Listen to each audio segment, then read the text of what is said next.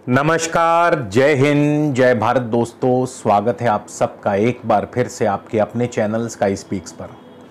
तो आज हम बात करेंगे कर्क राशि और कर्क लगन के बारे में, यानी कर्क राशि अथवा कर्क लगन के लिए जुलाई का महीना कैसा रहेगा। कर्क राशि वालों के लिए जुलाई का महीना कुछ इस तरह से रहेगा कि जैसे कड़कती धूप में किसी ने छाता कर दिया हो छांव का, जैसे जलती हुई अग्नि पर किसी ने पानी की बौछार डाल दी हो, तो इस तरह की शीतलता, ठंडक थोड़ी सी प्रदान करेंगे शुक्र इस महीने।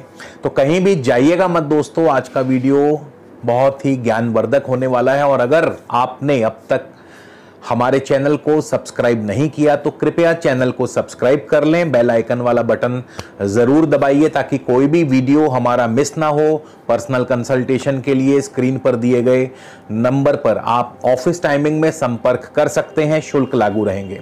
तो चलिए आगे बढ़ते हैं। आज का ये वीडियो 2 पार्ट्स में बनाया जाएगा। फर्स्ट पार्ट आपकी चंद्र राशि पर आधारित होगा, यानी जन्म समय जिनका चंद्रमा कर्क राशि में था, और सेकंड पार्ट जो है आपके लगन पर आधारित होगा, यानी जिनका जन्म कर्क लगन में हुआ है। और सेकंड पार्ट में ही आपको विशेष उपाय भी बताऊंगा।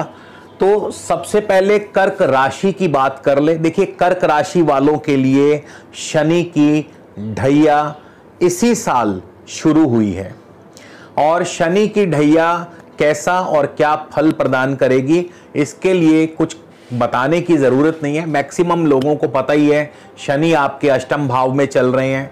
शनि की ढैया का सीधा सीधा मतलब है कि शनि आपको एक प्रकार से शोधने का कार्य करेंगे, यानी शनि जो हैं अष्टम भाव में आपको मानसिक पीड़ा, मानसिक चिंता, तनाव, आपके कार्यों में रुकावट, विघ्न, बाधाएं, यानी आपकी कड़ी से कड़ी परीक्षा लेंगे, इसमें कोई दो राय नहीं। और कर्क राशि वालों को अब तक इसका एहसास या इसकी अनुभूति भी हो चुकी होगी। और लेकिन इसमें भी कहते हैं कि जब बाहर कड़कती धूप हो और कोई आपको छाता दे दे तो वो आपके लिए किसी शुभ स्वप्न से कम नहीं होता, या जलती हुई आग में कोई पानी के छींटे डाल दे या पानी की बौछार डाल दे तो उससे बड़ा सुकून कोई हो नहीं सकता। तो इस महीने शुक्र की जो पोजीशन है बहुत बढ़िया रहेगी। हालांकि अन्य ग्रहों की पोजीशंस पर भी हम बात कर लेंगे, तो पहले हम जरा इस महीने ग्रहों की चाल पर बात कर लें, फिर उसके बाद मैं आपको बताऊंगा। तो सूर्य और बुध आपके पहले तो 12वें भाव में है। बुध 8 जुलाई को आपके प्रथम भाव कर्क राशि में, उसके बाद 25 जुलाई को सेकंड हाउस में चले जाएंगे सिंह राशि में। इसी तरह सूर्य आपके 12वें भाव में होंगे मिथुन राशि में। 17 जुलाई को सूर्य कर्क राशि में आ जाएंगे। सूर्य बुध का बुध आदित्य योग भी बनेगा, 12वें भाव में भी बनेगा और आपके प्रथम भाव में भी बनेगा। शुक्र आपके इस महीने के आरंभ में प्रथम भाव में होंगे, फिर शुक्र सेकंड हाउस में चले जाएंगे सिंह राशि में। मंगल पूरा महीना सिंह राशि में रहेंगे, केतु पूरा महीना चौथे भाव में रहेंगे तुला राशि में। शनि पूरा महीना, बल्कि अभी तो शनि काफी लंबे समय तक अष्टम भाव में ही रहेंगे, ढैया में है, अपनी राशि में है शनि। गुरु राहु दशम भाव में है, चांडाल दोष बना करके बैठे हैं।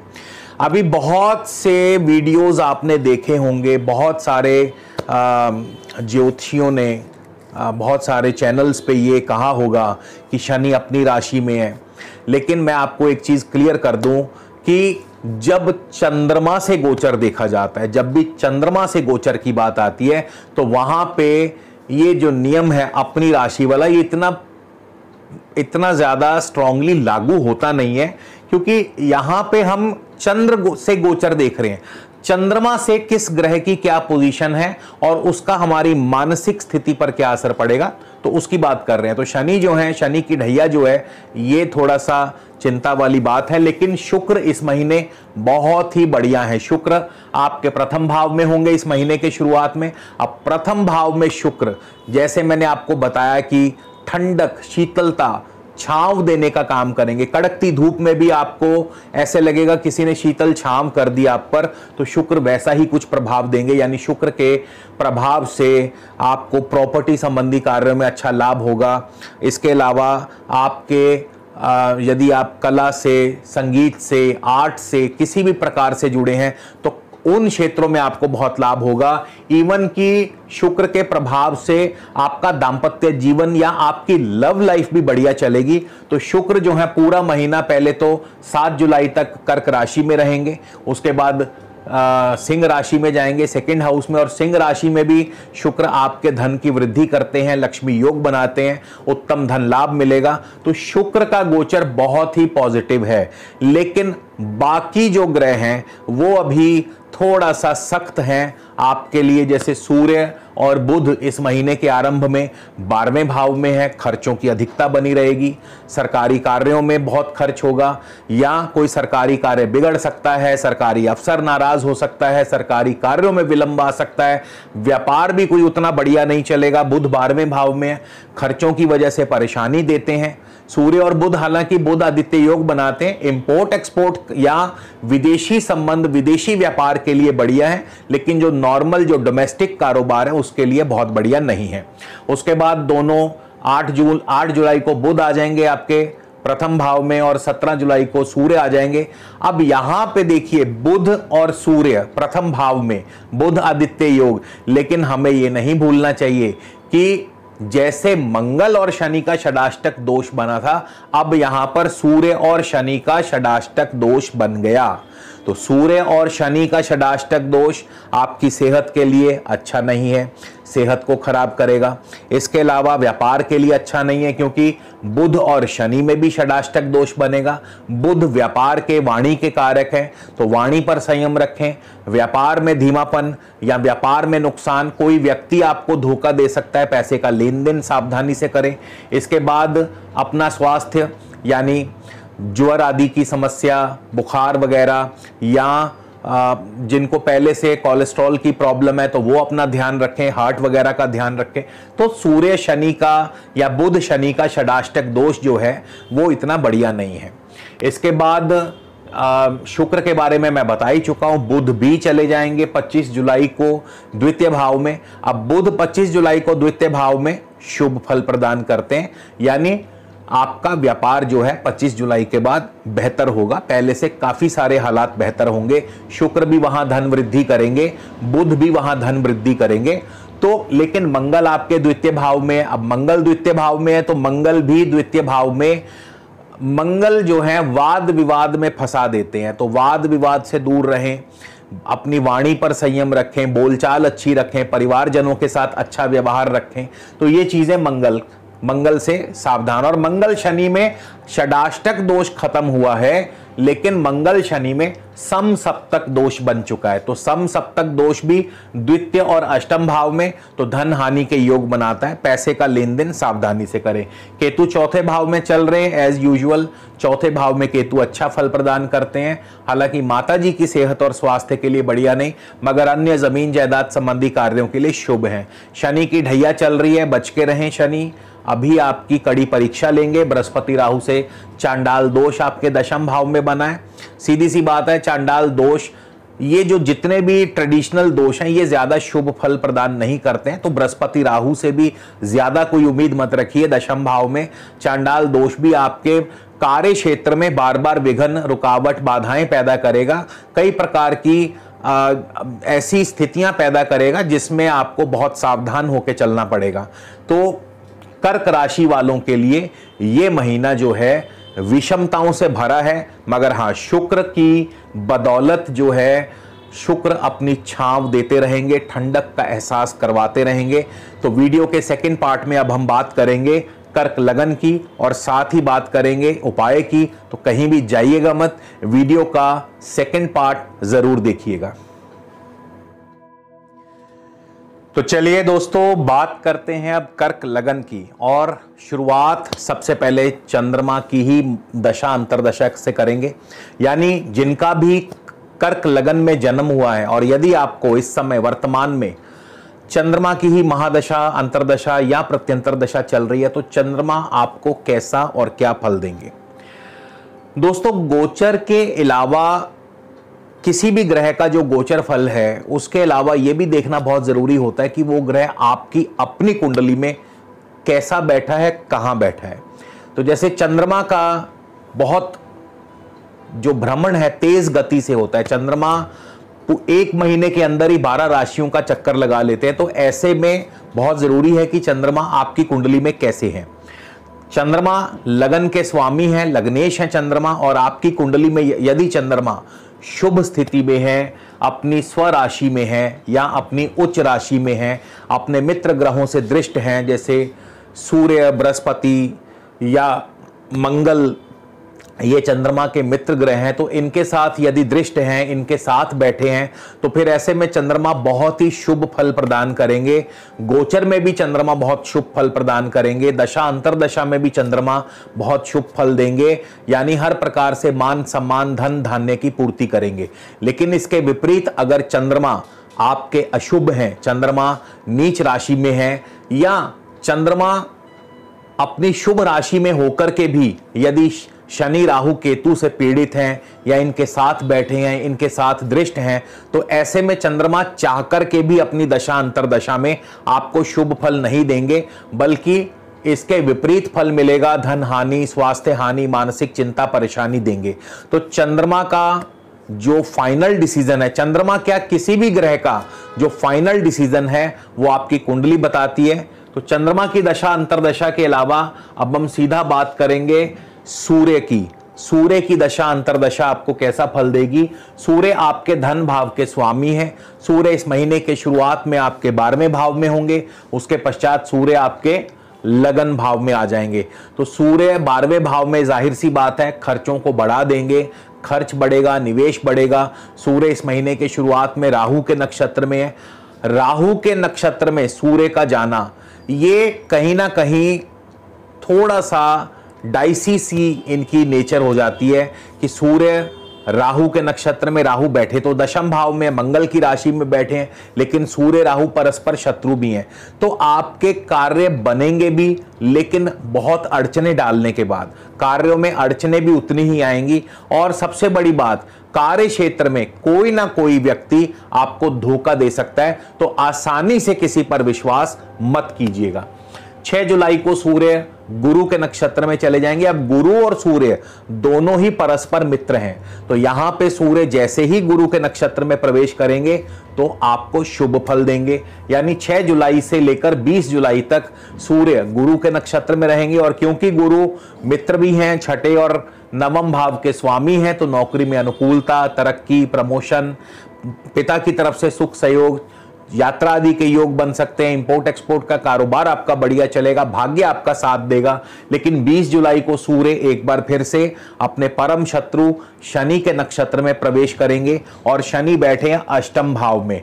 तो जैसे ही सूर्य शनि के नक्षत्र में जाएंगे, एक बार फिर से आपके लिए दिक्कत और परेशानी, स्वास्थ्य हानि, धन हानि, चोट, दुर्घटना, ऐसी संभावनाएं, और सरकार से दंड या जुर्माना भी मिल सकता है। तो सूर्य जो है शुरुआत में और अंत में ज्यादा शुभ नहीं है, केवल बीच में जो है जब गुरु के नक्षत्र में जाएंगे तब आपके लिए बढ़िया फल प्रदान करेंगे। सूर्य के बाद बुध की भी बात कर ली जाए, बुध भी कुछ इसी प्रकार से अप्स एंड डाउन्स दिखाएंगे। यानी शुरुआत में बुध राहु के नक्षत्र में, आर्द्रा नक्षत्र में है। अब बुध और राहु, जहां सूर्य और राहु शत्रु थे, बुध और राहु परस्पर मित्र हैं। तो बुध की दशा अंतरदशा में क्या होगा कि क्योंकि बुध राहु के नक्षत्र में, तो कार्यों में कोई रुकावट नहीं आएगी, कार्य बनेंगे भी और कार्यों में आपको सफलता भी मिलेगी।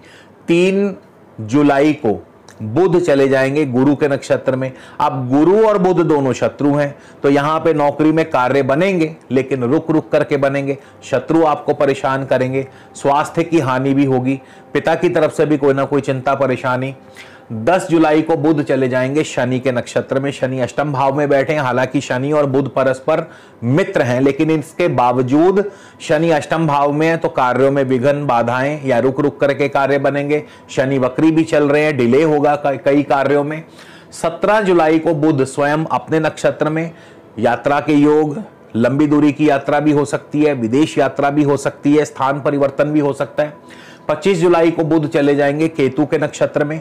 अब बुध और केतु दोनों शत्रु हैं, केतु चौथे भाव में, तो ऐसे में पारिवारिक तनाव, उलझने पैदा करते हैं, लेकिन जमीन जायदाद संबंधी कार्य अवश्य ही संपन्न होगा। तो इसी के साथ शुक्र की बात करते हैं कि शुक्र की दशा अंतरदशा आपको कैसा फल प्रदान करेगी। तो शुक्र की दशा अंतरदशा आपके लिए बहुत बढ़िया फल देने वाली है। क्यों? क्योंकि शुक्र जो है आपके इस महीने के शुरुआत में अपने परम मित्र बुध के नक्षत्र में होंगे। बुध तृतीय और द्वादश के स्वामी है, पराक्रम भाव के स्वामी है, मेहनत से कार्य सफल होंगे। Media, IT, communication, agency, brokerage, इन क्षेत्रों से लाभ होगा। यात्रा के योग बनेंगे, स्थान परिवर्तन हो सकता है, विदेश यात्रा हो सकती है और किसी न किसी बड़े कार्य में खर्च या निवेश हो सकता है। इसके बाद 7 जुलाई को शुक्र चले जाएंगे मघा यानी केतु के नक्षत्र में। केतु स्वयं शुक्र की ही राशि में है, तो शुक्र चौथे और 11वें भाव के स्वामी है। डायरेक्टली इनडायरेक्टली शुक्र अपना ही फल देंगे, यानी जमीन जायदाद से लाभ होगा। भूमि, भवन, वाहन, कृषि और शिक्षा, इन 5 क्षेत्रों में भरपूर सफलता और लाभ मिलेगा। इसके बाद मंगल की बात कर लें तो इस महीने मंगल की दशा अंतरदशा भी आपको बहुत शुभ फल प्रदान करेगी। कैसे? मंगल आपके केतु के नक्षत्र में, केतु चौथे भाव में है। जमीन जायदाद से सफलता, नई भूमि, नए भवन, सुख की प्राप्ति। वाहन जरा संभल के चलाइएगा क्योंकि मंगल केतु के नक्षत्र में और दोनों क्रूर ग्रह, तो वाहन से चोट का भय बना रहेगा, लेकिन अन्य मामलों में मंगल जो है अत्यंत ही शुभ फल प्रदान करेंगे। 22 जुलाई को मंगल शुक्र के नक्षत्र में जाने वाले हैं और शुक्र भी आपके चौथे और 11वें भाव के स्वामी हैं। तो ऐसे में मित्रों से मेल मिलाप, लव लाइफ आपकी बढ़िया चलेगी, पढ़ाई में प्रदर्शन बढ़िया रहेगा, लेकिन दुराचार से दूर रहिएगा। मंगल और शुक्र दुराचार की तरफ भी धकेलते हैं। ऐसा ही केतु की दशा अंतरदशा, तो केतु क्योंकि शुक्र की राशि में है, शुभ ग्रह की राशि में है, तो केतु की दशा अंतरदशा भी आपके लिए शुभ फल प्रदान करेगी। जमीन जायदाद से भरपूर फायदा होगा। नया वाहन, नई भूमि, नया भवन, सुख मिल सकता है और मित्रों के साथ भी मेल मिलाप आपका बना रहेगा। शनि की अपनी दशा अंतरदशा कैसा फल देगी? अब शनि जो है स्वयं वक्री है, राहु के नक्षत्र में है। राहु आपके दशम भाव में, कार्य रुकते रुकाते बनेंगे जरूर, लेकिन कार्यों में काफी डिले आएगा, काफी अवधि मतलब के बाद जाकर के आपके कार्य बनेंगे। रुकावट जरूर अवश्य आएगी और कहीं ना कहीं किसी न किसी जातक को स्वास्थ्य की हानि, धन की हानि और कार्य क्षेत्र पर आंख मूंद कर किसी पर भरोसा ना करें, धोखा आदि मिल सकता है। इसके बाद स्वयं बृहस्पति की बात करें कि बृहस्पति आपको अपनी दशा अंतरदशा में कैसा फल प्रदान करेंगे, तो बृहस्पति चल रहे हैं शुक्र के नक्षत्र में और क्योंकि बृहस्पति शुक्र के नक्षत्र में है, शुक्र चौथे और 11वें भाव के स्वामी हैं, तो जमीन जायदाद से भरपूर फायदा मिलता है। पढ़ाई में आपका प्रदर्शन बहुत बढ़िया रहेगा। भूमि, भवन आदि सुख की प्राप्ति कराते हैं।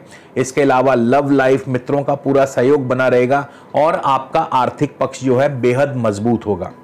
तो अब हम बात करेंगे दोस्तों इस महीने के विशेष उपाय के बारे में। देखिए, राशि से अगर हम बात करें तो शनि की ढैया भी चल रही है और बृहस्पति राहु का चांडाल दोष भी बना हुआ है और ऐसे में इन दोनों का उपाय करना, तीनों का उपाय करना बहुत जरूरी है। तो शनि देव के लिए सबसे जो उत्तम उपाय है वो है शनि कवच का पाठ करें रोजाना, शनि स्तोत्र का पाठ करें या शनि कवच का पाठ करें। इसके अलावा आप 1.25 किलो जौ यानी बार्ले, 1.25 किलो जौ दूध से धोकर दूध समेत ही जल में, नदी में प्रवाहित कर दें। यदि ऐसा संभव नहीं है तो जौ के आटे की रोटियां, जौ के आटे की रोटियां दूध में, पानी में नहीं, दूध में गूंदनी है और ऐसी 10 रोटियां जो हैं आप कुत्तों में खिला दें या आप जो है पक्षियों को भी खिला सकते हैं, जानवरों को खिला सकते हैं। तो ये 10 रोटियां जो है जौ के आटे की दूध में गूंदी हुई रोटियां बना करके आप जानवरों या पक्षियों को डाल दें, तो भी इससे बृहस्पति, शनि, राहु तीनों का दोष जो है वो दूर होगा। तो इसी के साथ दोस्तों आपसे विदा लेता हूं, अगले वीडियो में फिर मिलेंगे। तब तक के लिए नमस्कार, जय हिंद, जय भारत।